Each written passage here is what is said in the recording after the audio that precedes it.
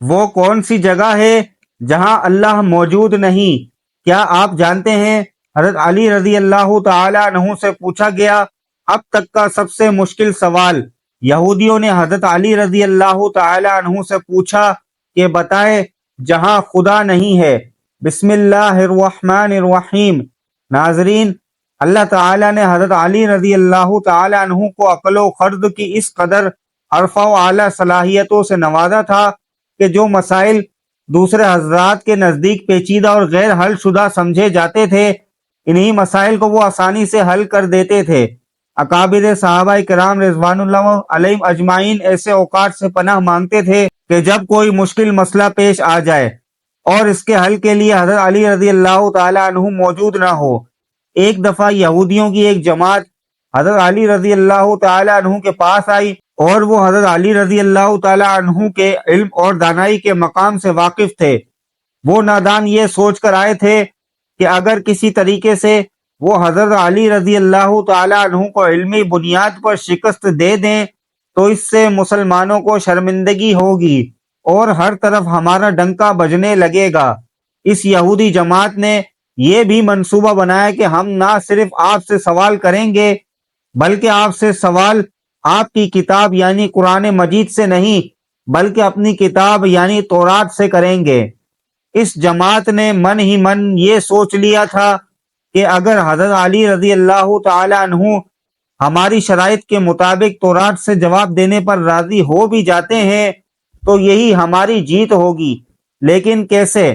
ناظرین، یہودیوں کی اس جماعت کا ماننا کچھ یوں تھا کہ حضرت علی رضی اللہ تعالی عنہ بہرحال حضرت محمد صلی اللہ علیہ وآلہ وسلم کے ماننے والے ہیں، اور حضرت محمد صلی اللہ علیہ وسلم پر قرآن پاک نازل ہوا تو یہ بات ممکن نہیں کہ حضرت علی رضی اللہ تعالی عنہ کسی صورت تورات کے سوالوں کا جواب تورات سے ہی دے سکیں۔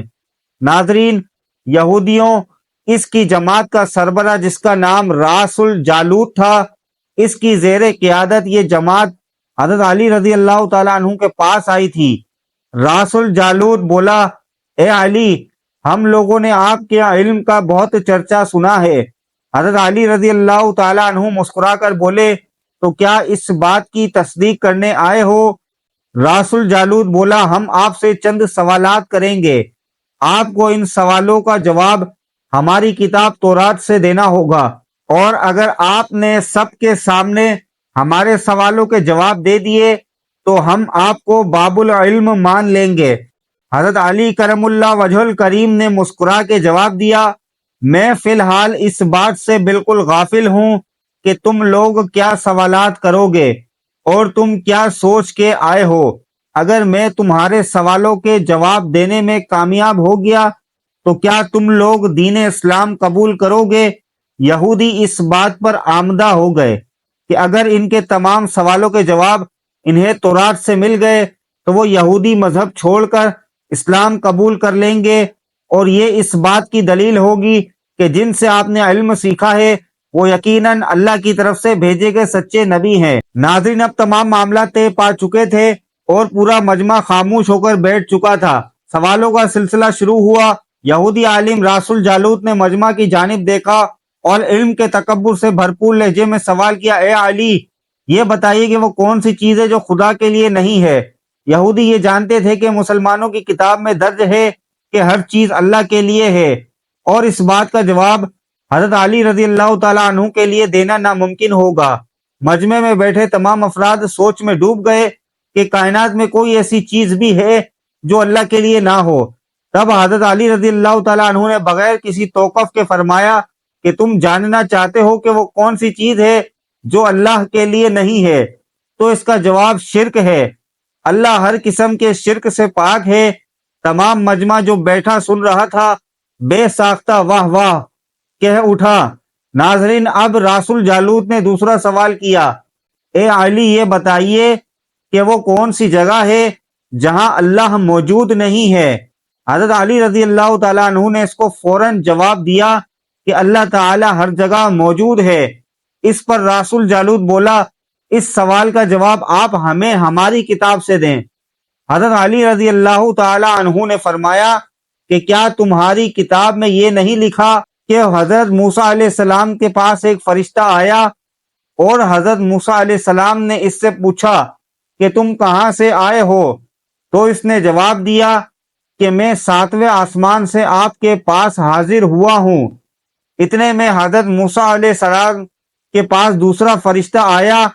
حضرت موسیٰ علیہ السلام نے اس سے پوچھا کہ تم کہاں سے آئے ہو؟ اس نے جواب دیا میں زمین کے 7ویں طبق سے آپ کے پاس حاضر ہوا ہوں۔ حضرت موسیٰ علیہ السلام نے پہلے فرشتے سے پوچھا 7ویں آسمان میں تمہارے قریب کون تھا؟ فرشتے نے جواب دیا میرے قریب میرا رب تھا۔ حضرت موسیٰ علیہ السلام نے زمین سے آنے والے دوسرے فرشتے سے پوچھا تمہارے قریب کون تھا؟ اس نے جواب دیا میرے قریب میرا رب تھا۔ تو اس سے یہ معلوم ہوا کہ بلندیوں کی انتہا ہو یا گہرائیوں کی انتہا، اللہ رب العزت ہر جگہ موجود ہے۔ ناظرین، رسول جالود اب تھوڑا گھبرا گیا تھا یہ دیکھ کر کہ حضرت علی رضی اللہ تعالیٰ عنہ نے اس کے سوالوں کے جواب اس کی کتاب سے ہی دے دیے تھے۔ اب اس نے حضرت علی رضی اللہ تعالیٰ عنہ سے تیسرا سوال پوچھا اے علی یہ بتائیے کہ وہ کون سی چیز ہے جو خدا کے قریب نہیں ہے؟ حضرت علی رضی اللہ تعالیٰ عنہ نے فرمایا کہ ظلم ایک ایسی چیز ہے جو میرے رب کے قریب نہیں ہے۔ ناظرین، اب رسول جالوت نے پے در پہ شکست کھانے کے بعد اپنے سوالوں کا زاویہ بدل لیا۔ اب اس نے علمی سوال کے بجائے تاریخی اور سائنسی سوالوں کی طرف اپنا رخ موڑ لیا اور بہت ہی تکبر بھرے انداز میں اس نے پوچھا اے علی اس چشمے کا نام بتائیں جو زمین پر پہلی مرتبہ جاری ہوا۔ حضرت علی رضی اللہ تعالیٰ عنہ بولے کہ اس چشمے کو چھوڑو، پہلے یہ بتاؤ کہ تمہارے دل میں کیا ہے، اور تمہارے دل میں یہ ہے کہ وہ چشمہ بیت المقدس کی ایک چٹان کے نیچے ہے؟ رسول جالوت کے منہ سے بے ساختہ ہاں نکلا۔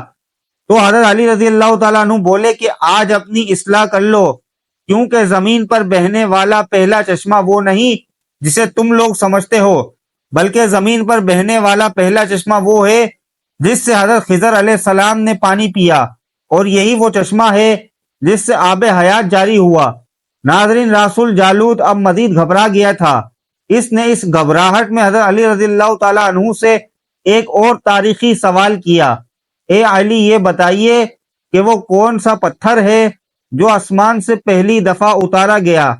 حضرت علی رضی اللہ تعالیٰ عنہ نے جواب دینے سے پہلے ایک جملہ کہا یقیناً تم لوگوں کے ذہنوں میں پہلا پتھر وہ ہے جو بیت المقدس میں نصب ہے، لیکن تم اس بات کو کیوں بھول جاتے ہو کہ خانہ کعبہ بیت المقدس سے کہیں پرانا ہے اور حجر اسود اسی وقت نصب کیا گیا جب خانہ کعبہ پہلی دفعہ تعمیر ہوا تھا، اور وہی پہلا پتھر ہے۔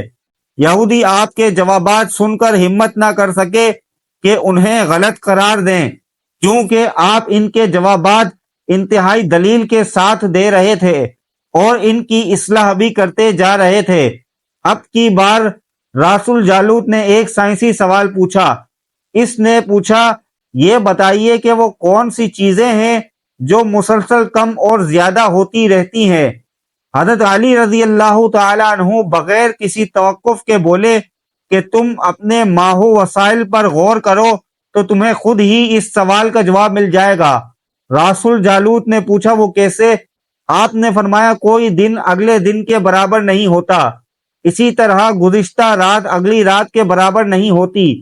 یہی وہ دو چیزیں ہیں جو مسلسل کم اور زیادہ ہوتی رہتی ہیں۔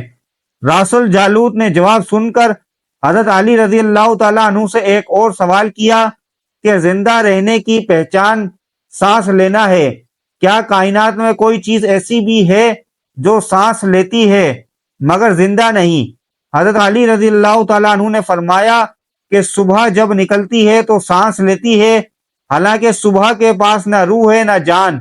یہ سن کر وہ جلدی جلدی بولا اچھا یہ بتائیے کہ دنیا میں وہ کون سی جگہ ہے جہاں سورج کی کرنیں ایک دفعہ تو پڑیں لیکن دوبارہ اس جگہ کبھی سورج کی کرنیں نہیں پہنچ سکیں؟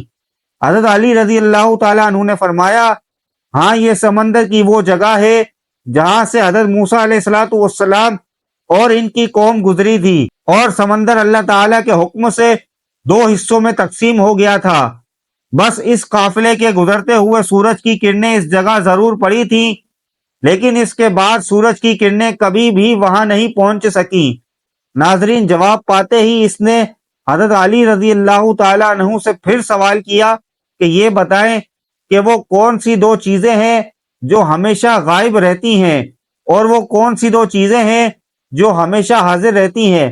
حضرت علی رضی اللہ تعالیٰ عنہ نے فرمایا کہ آسمان اور زمین کی طرف دیکھو، یہ دونوں تمہیں کبھی غائب نظر نہیں آئیں گے، یہ دونوں ہمیشہ حاضر رہتے ہیں، اور موت اور زندگی کو ڈھونڈو تو تمہیں ان کے بارے میں کبھی پتہ نہیں چلے گا کہ وہ کہاں ہیں اور کب آ جاتی ہیں۔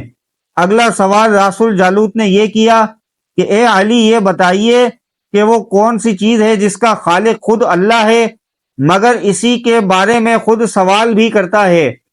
حضرت علی رضی اللہ تعالیٰ عنہ بولے، حضرت موسیٰ علیہ السلام کی عصا کا خالق خود اللہ ہے، اور اس عصا کے بارے میں اس نے خود حضرت موسیٰ علیہ السلام سے سوال بھی کیا اور پوچھا کہ موسیٰ، یہ آپ کے ہاتھ میں کیا ہے؟ پھر اس نے اگلا سوال کیا کہ بیت اللہ کا طواف توضیح حیات کرتے ہیں، لیکن اس بے جان چیز کے بارے میں بتائیں جس نے بیت اللہ کا طواف کیا۔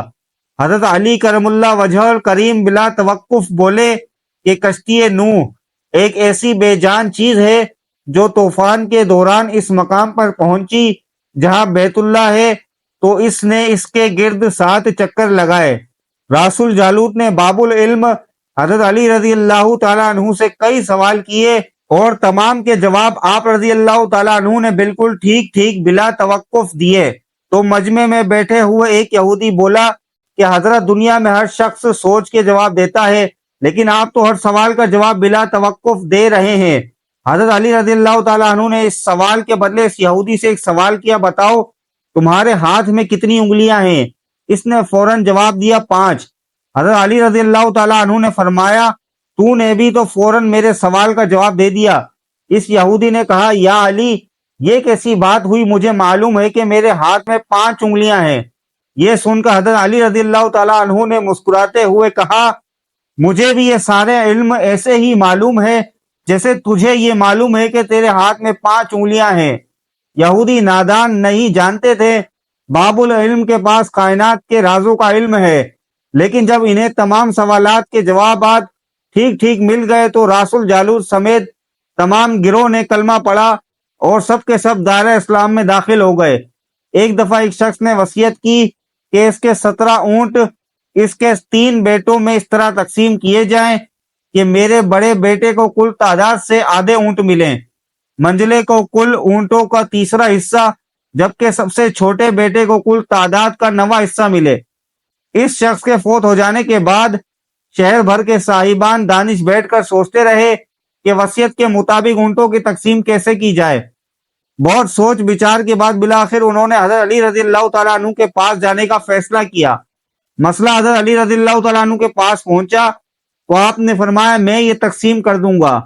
آپ رضی اللہ تعالیٰ عنہ نے 1 اونٹ اپنی طرف سے کل تعداد میں مستعارن ملایا، اب کل اونٹ 18 ہو گئے۔ پھر آپ رضی اللہ تعالیٰ عنہ نے یوں تقسیم فرمائی کہ جیسے کل اونٹ 18 ہوئے تو پہلے بیٹے کو کل اونٹوں کا آدھا حصہ 9 اونٹ دیے، اور درمیانے بیٹے کو 1/3 6 اونٹ دیے، اور تیسرے کو 9واں حصہ 2 اونٹ دیے۔ اس طرح کل اونٹ تقسیم شدہ 17 ہوئے۔ اس کے بعد آپ رضی اللہ تعالیٰ عنہ نے اپنا ادھار دیا ہوا اونٹ واپس لے لیا۔ یہ تھی ناظرین حضرت علی رضی اللہ تعالیٰ عنہ کی ذہانت کہ جن کے سامنے کوئی بھی بات ناممکن نہیں تھی۔ اللہ پاک ہمیں بہتر عمل کرنے کی توفیق عطا فرمائے اور ہمیں نیکوکاروں میں شامل کرے، آمین۔